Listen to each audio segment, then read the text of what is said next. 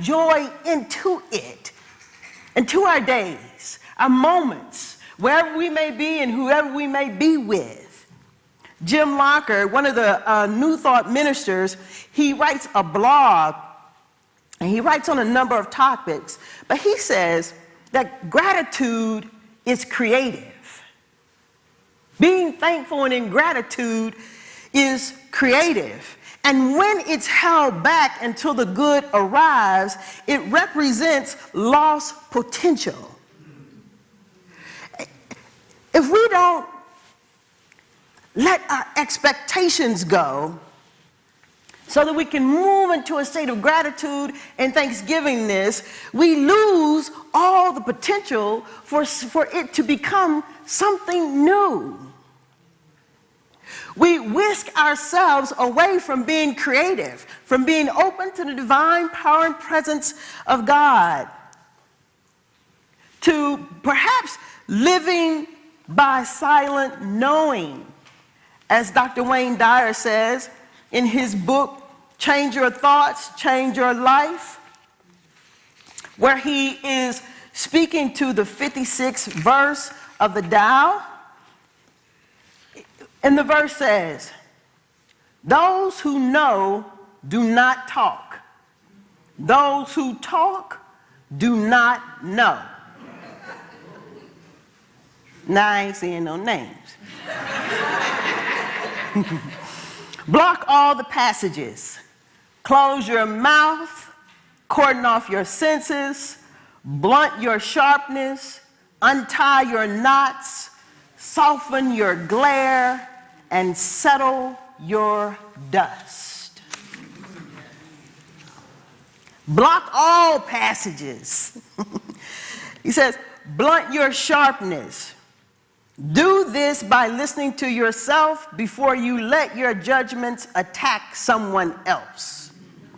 A better course of action is to just listen and then silently offer loving compassion to both yourself and the other person. Untie your knots. Detach from what keeps you tied to worldly patterns. Untie the knots that bind you to a life that's dedicated to showing profit and demonstrating victory, and replace them with silently contemplating the Tao and the secret embrace. Soften your glare. Notice when your need to be right is glaringly obvious. And let the soft underside of your being replace your rigid stance. Your impulse to glower at external events is altering that you're out of touch with your inner silent knowing. Settle your dust. Don't kick it up in the first place. Realize your inclination to stir up dust when you feel a tirade about to erupt on how others ought to be behaving. Stop in the middle of pounding the table or angrily screaming and just observe yourself. Since your emotions are like waves on the ocean, learn to watch them return to the vast, calm, all-knowing source. Blunt your sharpness and untie your knots. Soften your glare and settle your dust. Thanksgiving and gratitude is creative. And how are we to do that? How are we to blunt our sharpness and untie our knots, to soften our glare and to settle our dust when our family and our friends and our friends and our families are here? Well, for us, let's be clear that Thanksgiving is prayer. It's prayer. And it's not just, it's a prayer. No, Ernest Holmes says that it is a constant prayer. And some of us, over the next couple of days, next couple of weeks, gonna need a whole lot of prayer, constant prayer. Let me tell you what he says about this prayer. He says, pray without ceasing. This means to be always on the affirmative side of life. To pray without ceasing is to doubt never, but to always trust in the law of good. This inner communion is essential to the soul and natural to the mind. Let me give it to you one more time. He said this inner communion is essential to the soul and natural to the mind. It is a constant recognition of our relationship to that presence in which we live and move and have our being. In everything, give thanks. An attitude of gratitude is most salutary and bespeaks the realization that we are now in heaven. How we love to do for those who cooperate with and are grateful for our small endeavors. Gratitude is one of the chief graces of human existence and is crowned in heaven with a consciousness of unity, and is crowned in heaven right here on earth with a consciousness of unity, where we go forth in the days and the moments ahead of us and the weeks ahead of us in heaven, crowned, knowing that we are one with God, where our only experience and all that we are seeking to express is to demonstrate God. To constantly be in prayer is to demonstrate God, so that we are propelled and moved into joy down in our soul, God's grace joy. Why? Because it's essential to our soul. You and I are at choice. We are always at choice. Let us then not stray too far, but move back to gratitude and thanksgivingness, because it's essential to our soul. It's essential to my soul. In everything, give thanks, he says. It's the realization that I am now in heaven. That I am now in heaven, in those moments that await, and those good moments and those moments that might not be so good. Let us remember to affirm and to give thanks for what we know is about to happen, about what we know can happen, about the possibilities that's at hand. To let us remember and know about the good that awaits. To let us know that we are now in heaven, not in the by and by, but right now. It's one thing to change, and it's another thing to remember that you have changed. Thanksgiving moves us from where we are to where we want to be.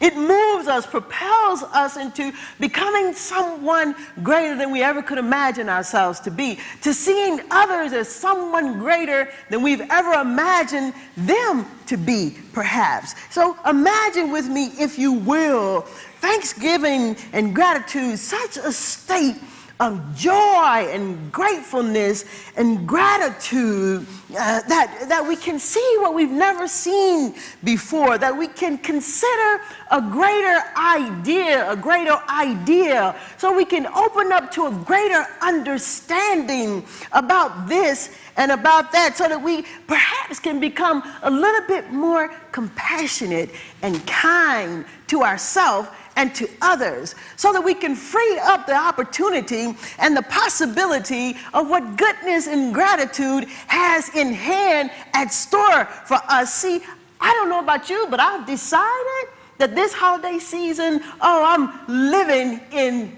joy. Joy, oh joy, down in my soul. God's great joy. I don't know about you, but me, I'm going to do my hair toss, check my nails, tell me how you feeling. I'm feeling real good. Feeling real good. Come on, practitioners. Join me in knowing that joy awaits, and that anything from the past, it has no potential, no possibility to take hold and claim our time, our good time, our God time. For we affirm and know now that we are one with life, that we always have been, that we are now, and we will be tomorrow. Let us become so aware in this moment of the power and the presence of God that we are, that is everything, that is everywhere. Let us know in this moment that I am spirit. I am whole, I am perfect, and I am complete.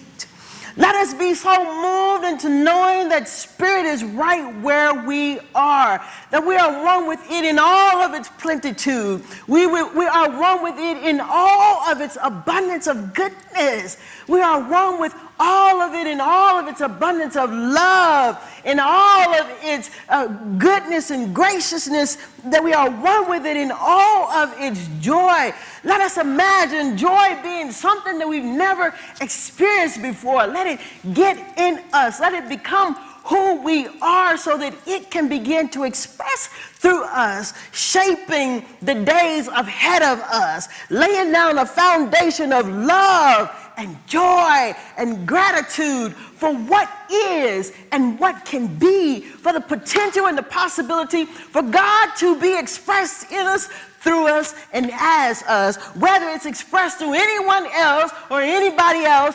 Oh, let it express through me. Let joy take over all the days ahead of me. Let me be so joyous in the car ride when I'm going to pick them up. Let me be so joyous when I get them home and we sit down to eat. Let me do my hair toss and check my nail. Invite them and join me in my life of joy and the joy down in my soul. Let me be so filled and I'm ready to give them all that I am, that it be so undeniable and so unequivocally the goodness and the graciousness of God showing up as the only option, the only possibility. Oh, I'm so grateful to know this truth for me and for you, that the words that we speak, that the words that we think, that it goes forth into a mighty, mighty law, and that we need not do a thing, that it is well equipped to take hold of our word, to transform, to renew us, to move us, and to propel us into becoming joy unlike joy we've experienced before. Let us give great, great, great thanks for this. Let us rejoice in this truth.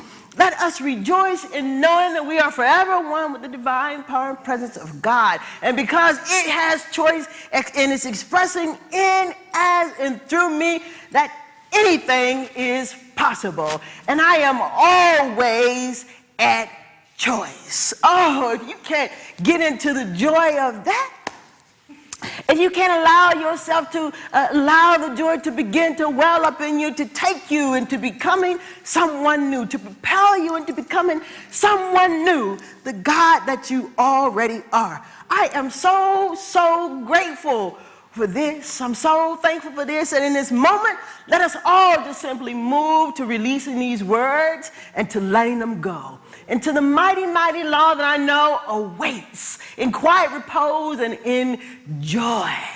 Ready to receive, saying yes. I accept this now within myself, everything within me affirming it, all ready to be so, and all that I am expecting the unexpected. All that I am expecting more joy to take over my experience today and every day forward. Let us release these words and let them go. Let us all come together and anchor by saying, and so it is.